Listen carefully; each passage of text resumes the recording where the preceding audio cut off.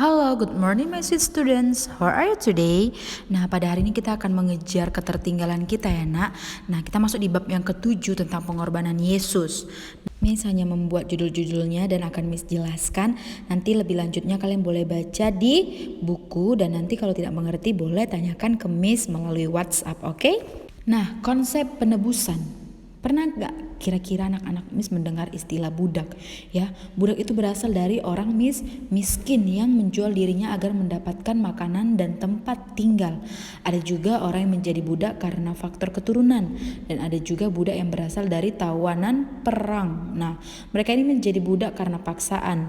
Budak bukanlah pegawai sehingga mereka tidak berhak mendapat upah. Budak dalam Alkitab disebut juga hamba, yaitu milik tuannya. Mereka sudah dibeli, tuannya berhak atas dirinya termasuk nyawanya. Budak akan menuruti apapun keinginan tuannya ya. Nah, tetapi di dalam penebusan yang dikerjakan Yesus bukan hanya tentang lutron ya atau penebusan budak untuk menjadi budak di tempat yang baru, tetapi mengandung makna apalutrosis yaitu pembebasan berdasarkan pembayaran harga tunai dan tuntas. Jadi penebusan di dalam dunia dengan penebusan Tuhan Yesus terhadap kita itu beda ya. Kenapa? Karena penebusan di dunia itu ditebus untuk dia menjadi budak itu lagi, budak orang lain yang baru lagi gitu. Tetapi dia tetap sama, tetap disuruh-suruh juga, tetap menjadi milik dari tuannya yang baru. Tetapi di dalam penebusan Allah, dia menebus kita berdasarkan harga tunai dan tuntasnya. Tetapi bukan untuk menjadi budak ya, tetapi di sini lebih ke kita menjadi hamba, mengikuti apa yang apa maunya Tuhan dalam konteks baik gitu. Karena tidak ada hal yang Tuhan menyuruh kepada kita untuk berbuat jahat, itu tidak ya kan, tetapi Tuhan ingin kita berbuat baik untuk diri kita sendiri. Nah, harga penebusan itu adalah kematian juru selamat sang penebus manusia. Nah, penebusan yang Tuhan lakukan terhadap kita bukan dengan membayar uang ya.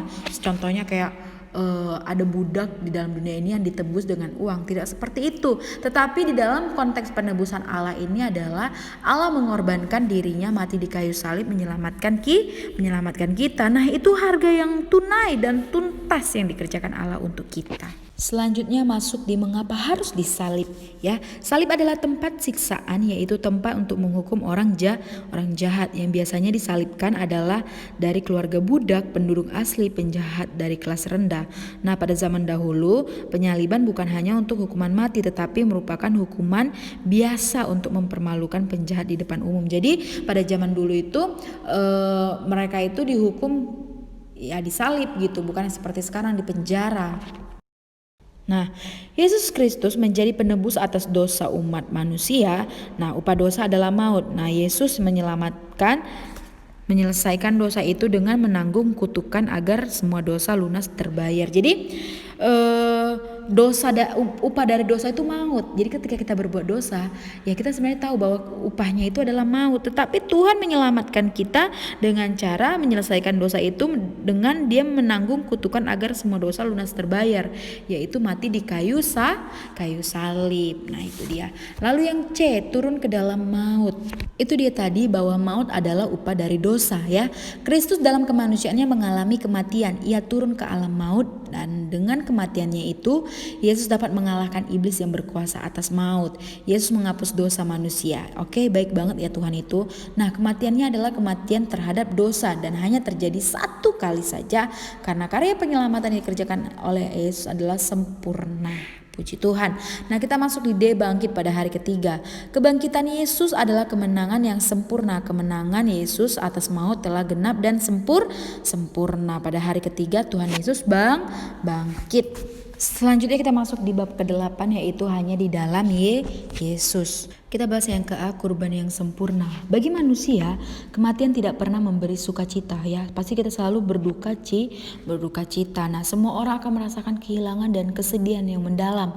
Kadang-kadang ada yang tidak bisa mengatasi rasa sedih itu dalam waktu singkat. Nah, manusia tidak pernah merancang kematiannya karena kematiannya ditentukan oleh Allah. Jadi hanya Allah yang tahu kapan kita matinya. Oke, Nak?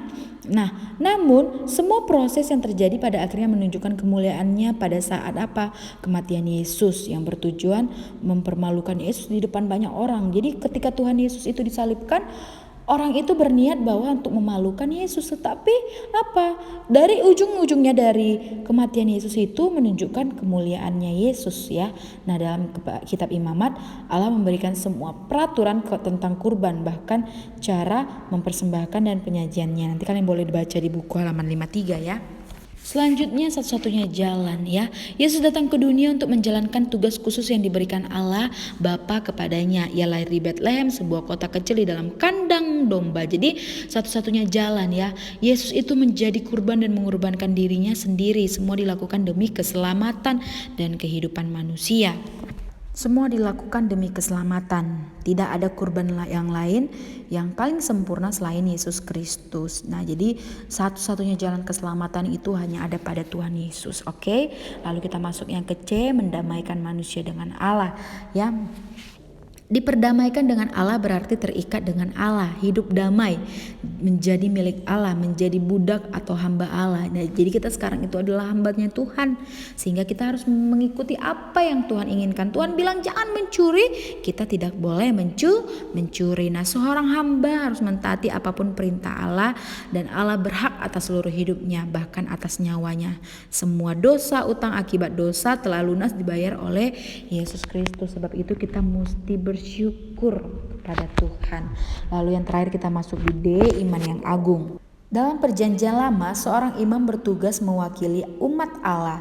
Ia terlebih dahulu harus dikuduskan, lalu sesuai tata cara yang ditetapkan Allah, imam melaksanakan upacara atas umat. Imam itu akan mengorbankan seekor domba yang sebagai tebusan. Jadi pada zaman dahulu itu, untuk masuk ke dalam gereja atau bait Allah ya, disebut dengan sinagog, itu hanya imam, sehingga imam itu harus kudus ya.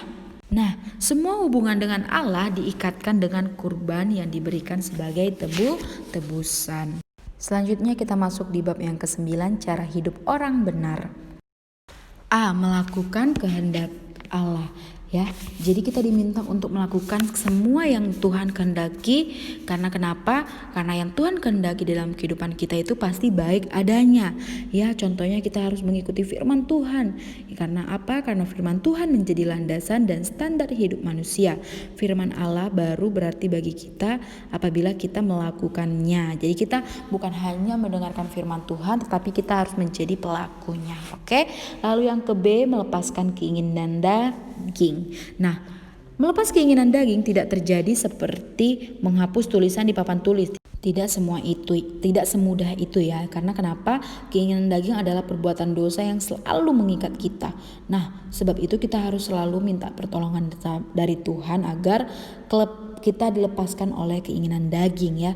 Keinginan daging itu berlawanan dengan keinginan rohani, roh kita.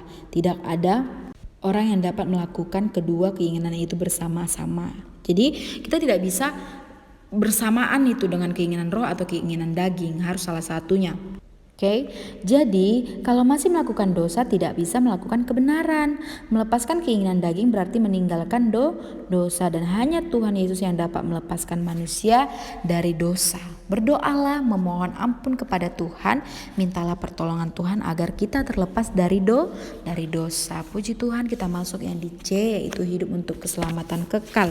Ya, hidup orang percaya tertuju pada keselamatan yang kekal. Kenapa? Karena itu harapan kita ya kan. Kita ingin keselamatan kekal. Keselamatan kekal itu siapa? Yaitu Tuhan Yesus. Nah, bukan lagi pada hal-hal duniawi yang merugikan. Tujuannya adalah kebahagiaan kekal. Untuk itu orang percaya harus menjaga kekudusan hidup ya. Apapun yang dilakukan hanya untuk Tuhan, sebab seorang percaya akan hidup bersama Tuhan. Lalu yang kedua, prioritas hidup. Kita harus memprioritaskan hidup kita terhadap Tuhan. Agar apa? Agar kita bisa tetap hidup kudus sehingga kita mendapatkan keselamatan yang kekal. Puji Tuhan. Cukup sekian untuk materi pada hari ini. Jika anak-anak Miss belum ada yang mengerti dari bab 7 sampai 9, kalian boleh bertanya kepada Miss. Oke? Cukup sekian untuk hari ini. See you next week. Bye bye.